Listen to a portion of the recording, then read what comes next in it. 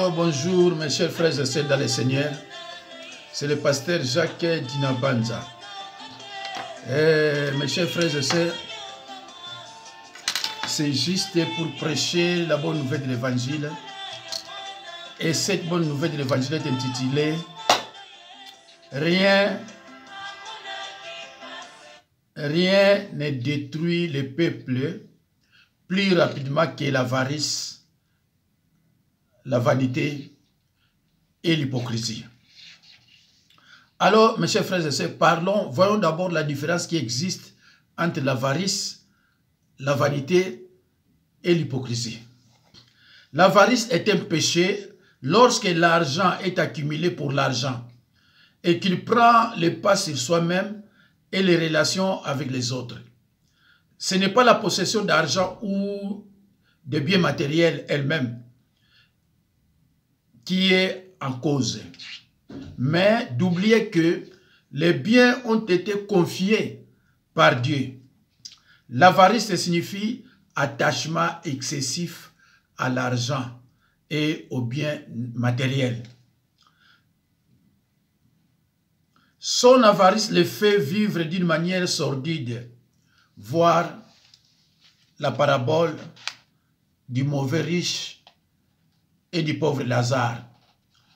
Luc 16, 19 à 31. Voir aussi la parabole les riches insensés. Luc 12, 16 à 21. Vous allez voir le comportement de ces gens-là parce qu'ils avaient beaucoup d'argent. L'amour de l'argent est une racine de tous les maux.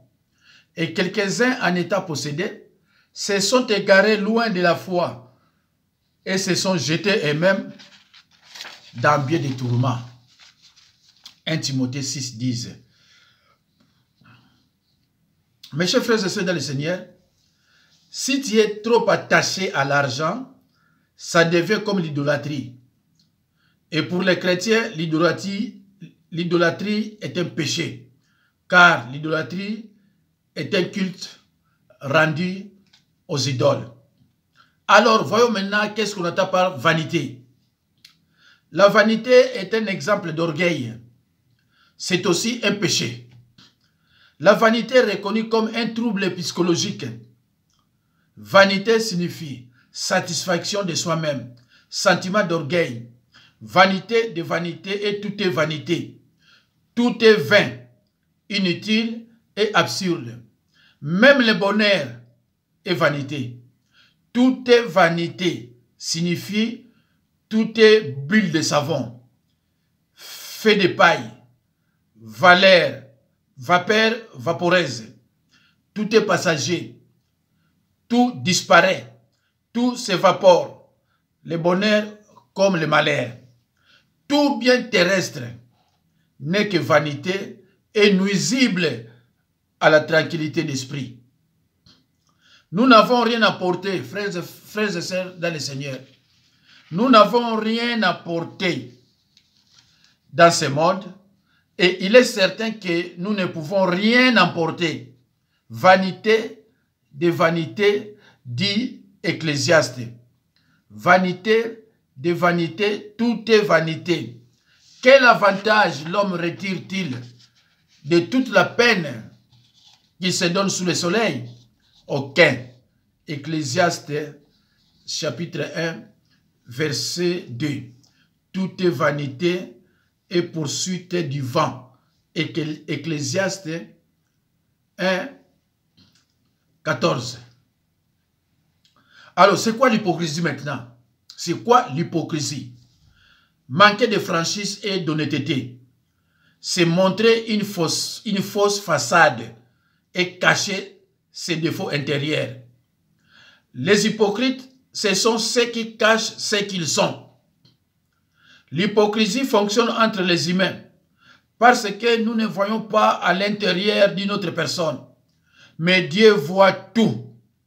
Nous ne pouvons pas les tromper. Les sorciers sont aussi des hypocrites. Double face. Alors, mes chers frères et sœurs, la punition de l'hypocrisie. Dieu est parfaitement l'hypocrisie. Frères et sœurs en Christ, Il avait été donné à Élisée de détecter les mensonges de Géasi. Mes chers frères et sœurs dans le Seigneur, prenez vos Bibles. Nous allons lire dans 2 Rois 5, 20 à 24. Je lis au nom de Jésus-Christ.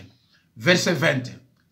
Naaman n'était pas bien loin lorsque Géasi, le serviteur d'Élisée, s'est dit, mon maître n'a rien voulu accepter de ce que Naaman le Syrien lui offrait.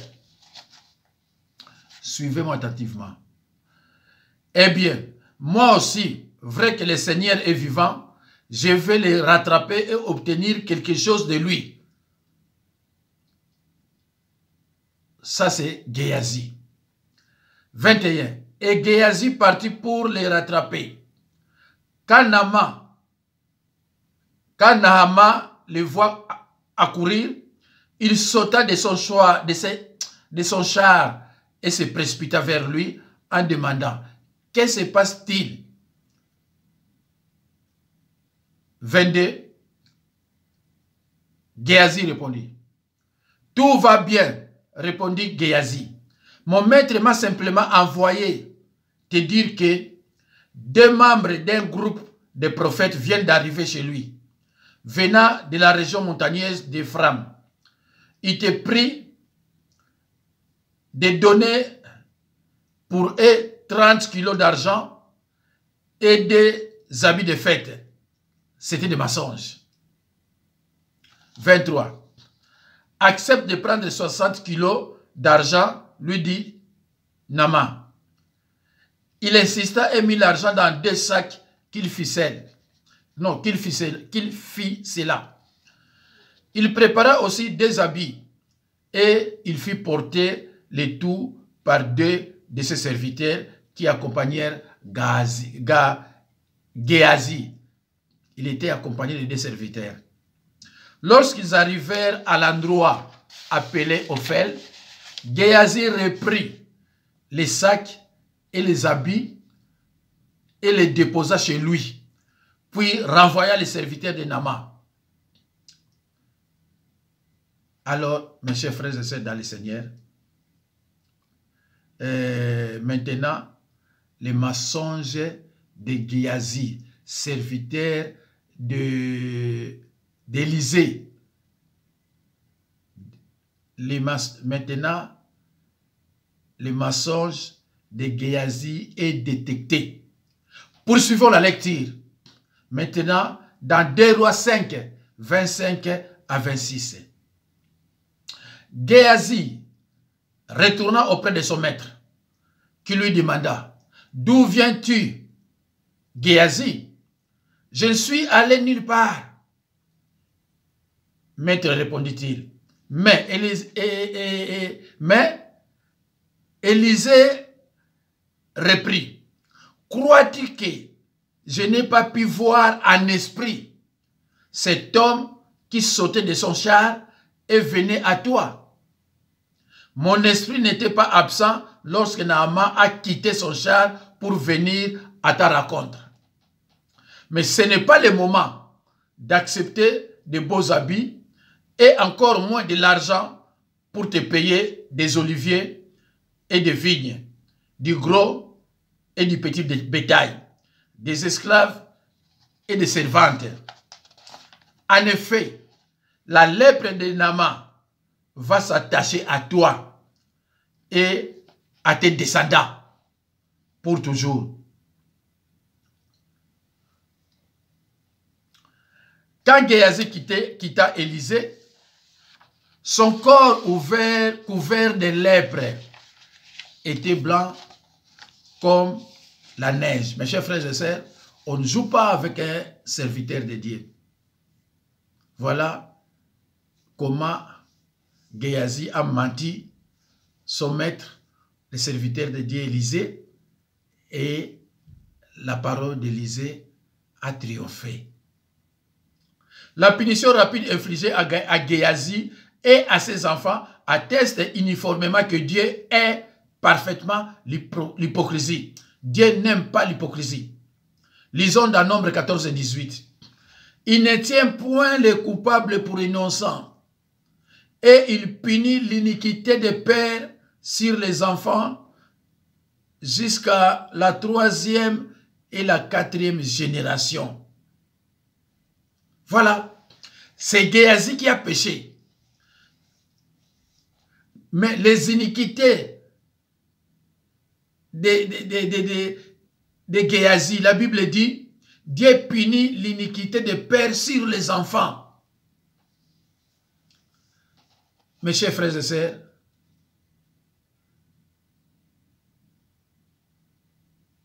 dans le Seigneur,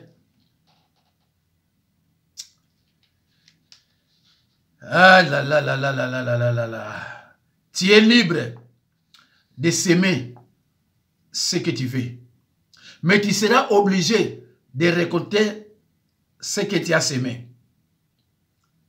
Frères et sœurs en Christ, rappelez-vous que ce que vous êtes en train de récolter aujourd'hui est le résultat de ce que vous avez semé. On ne se moque pas de Dieu. C'est une interdiction divine. On ne se moque pas de Dieu. Frères et sœurs en Christ, le péché du mensonge et de la désobéissance ouvre directement la porte d'entrée à Satan. Actes des Apôtres, chapitre 5, 1 à 11. Mes chers frères et sœurs, nous avons terminé avec Élisée, Nama et Géasi. Maintenant, je vous dis sincèrement que le péché du mensonge et de la désobéissance ouvre directement la porte d'entrée à Satan. La Bible dit, je crois dans Éphésiens 4, 27, ne donnez pas l'accès au diable. Maintenant, la punition de l'hypocrisie.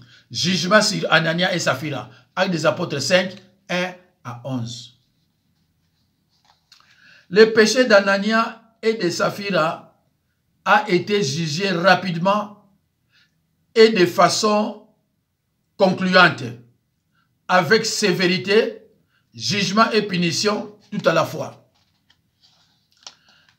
À cette occasion, le Saint-Esprit a donné à Pierre de lire les secrets d'Anania et de Saphira. Pierre lui dit, Anania, pourquoi Satan a-t-il rempli ton cœur au point que tu mentes au Saint-Esprit et que tu aies retenu une partie du prix du champ? Ce n'est pas à des hommes que tu as menti, mais à Dieu. 5. Ananias, entendant ces paroles, tomba et expira. Une grande crainte saisit tous les auditeurs. Les jeunes gens s'étant levés, l'enveloppèrent, l'emportèrent et l'ensevelirent. Verset 7. Actes des Apôtres 5, 1 à 11. Environ 3 heures plus tard, sa femme Saphira entra, sans savoir ce qui était arrivé. Et le verset 8 dit, Pierre lui adressa la parole. Dis-moi, est-ce à un tel prix que vous avez vendu les champs? Oui, répondit-elle. Répondit Saphira. C'est à ce prix-là. 9. Alors Pierre lui dit, comment vous êtes-vous accordé pour tenter l'Esprit du Seigneur? Voici ceux qui ont enseveli ton mari Anania sont à la porte et ils t'apporteront. 10. Au même instant, elle tomba aux pieds de l'apôtre et elle expira et elle décédera. Les jeunes gens étant entrés la trouvèrent morte.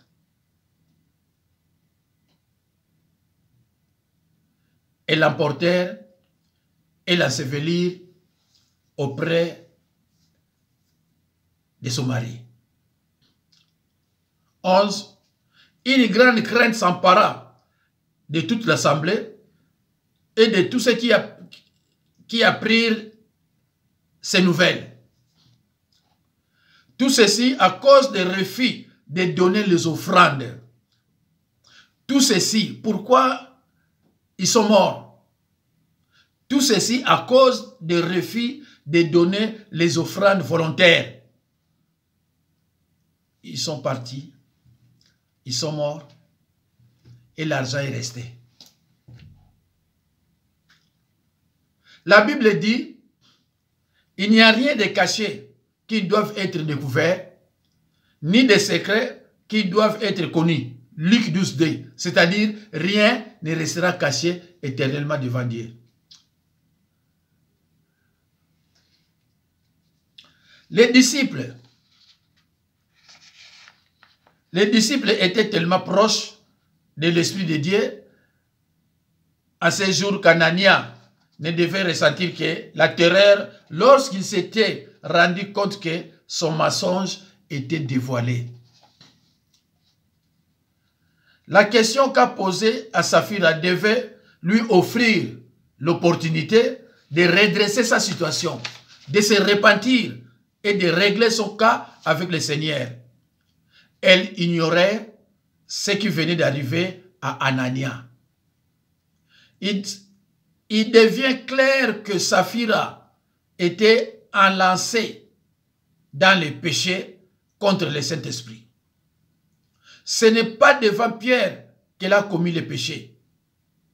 Son époux et elle avaient déjà planifié de tromper l'église. Ils avaient déjà planifié tout à la maison. Lorsqu'on va arriver, nous avons vendu la maison par exemple à 1000 $. Alors si on donne un dixième, on va donner 100 $. C'est beaucoup d'argent. Alors il faut leur dire, nous avons vendu à 200 €. 200 €. Comme ça, même si on donne 10%, on va donner que 20 $. Ils ont tout planifié à la maison. La femme a été toujours une complice. Complice de l'homme. Le choc de la mort d'Anania était trop grand pour Saphira. Elle tomba et elle mourra. Ces deux décès sont des jugements divins.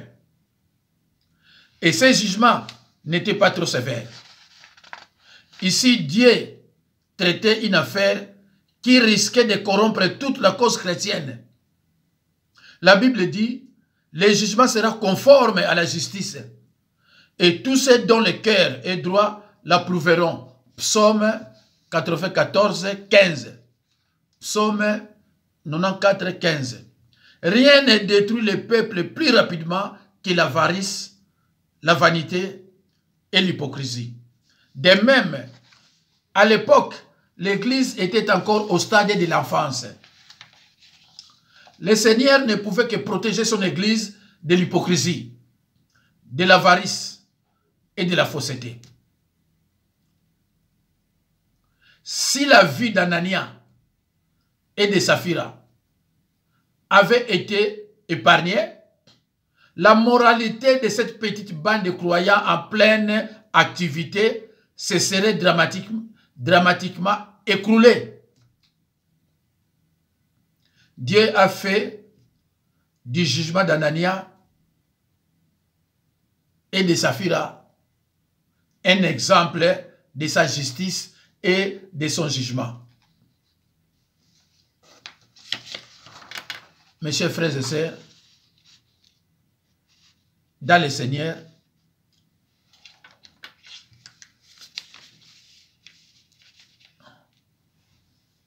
ne soyez plus des enfants flottants et emportés à tout vent de doctrine par la tromperie des hommes, par les ruses,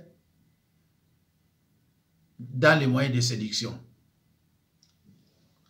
Mes chers frères et sœurs dans le Seigneur, je trouve juste que tout ce que j'affirme soit examiné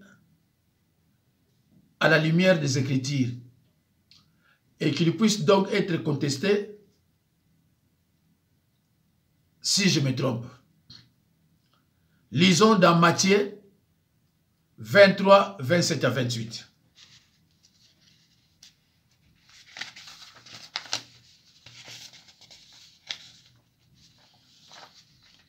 « 27. Malheur à vous, scribes et pharisiens, hypocrites, parce que vous ressemblez à des sépulcres blanchis, qui paraissent beaux et au-dedans. Non, qui paraissent beaux au dehors. Et qui au-dedans sont pleins d'ossements, de morts, ossements de mort et de toute espèce d'impureté.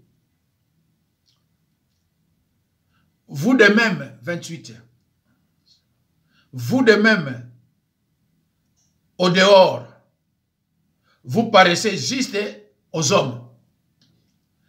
Mais au-dedans, vous êtes plein d'hypocrisie et iniquité. L'apparence est souvent trompeuse. Mais dedans, c'est ça le problème. Là. C'est pour cela que la Bible dit, ce n'est pas ce qui entre dans le ventre qui met l'homme en débandade, mais ce qui sort de la bouche, parce que ça vient du cœur. Le cœur, c'est comme les pharisiens. Extérieurement, ils étaient des beaux, propres, mais intérieurement, ils étaient des mauvais. Et il y a des gens comme ça aussi. Quand tu es avec lui, il est gentil, tout ça, mais intérieurement, c'est comme un sorcier. Un sorcier, c'est quelqu'un de double face. Il est bien avec toi, mais tu ne sais pas ce qu'il pense de toi. Mes chers frères et sœurs, lisez aussi dans Luc 12, 1 à 3. Mes chers frères et sœurs, les Écritures annoncent clairement que le peuple de Dieu souffrira et sera amené en captivité s'il persiste dans l'ignorance et dans le péché. Le prophète Osée n'a-t-il pas dit: mon peuple est détruit parce qu'il lui manque la connaissance. Ce verset biblique, mes chers frères et sœurs, ne dit pas que mon peuple est détruit à cause des sorciers, mais uniquement par manque de connaissance. Alors, frères et sœurs, si quelqu'un sème ce qu'il plaît à ses désirs mauvais, il récoltera ce que ces désirs mauvais produisent, c'est-à-dire la destruction. Mais s'il sème ce qu'il plaît à l'Esprit Saint, il récoltera ce que l'Esprit Saint produit, c'est-à-dire la vie avec Dieu. Mes chers frères et sœurs dans le Seigneur, quand un homme jette de la semence en terre, la semence germe et croît sans qu'il sache comment. Le paysan ne récolte pas la même quantité que celle qu'il a semée, mais beaucoup plus. Le paysan ne récolte pas la même quantité que celle qu'il a semée, mais beaucoup plus. La semence, c'est la multiplication. Galates 6, verset 7. Je le répète, on ne se moque pas de Dieu. C'est une interdiction divine. Car ce qu'un homme aura semé, il le moissonnera aussi, en bien ou en mal. Chers frères et sœurs, je trouve juste que tout ce que j'affirme soit examiné à la lumière des Écritures et qu'il puisse donc être contesté si je me trompe. Mes chers frères et sœurs, merci beaucoup de m'avoir suivi. Merci aussi pour votre patience. Merci. Je salue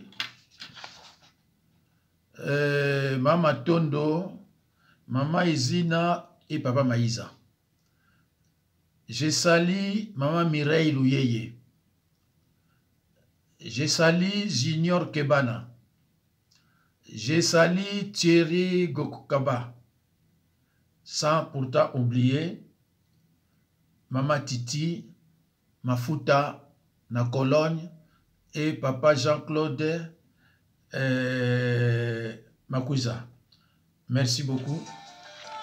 Que Dieu vous bénisse et à la prochaine.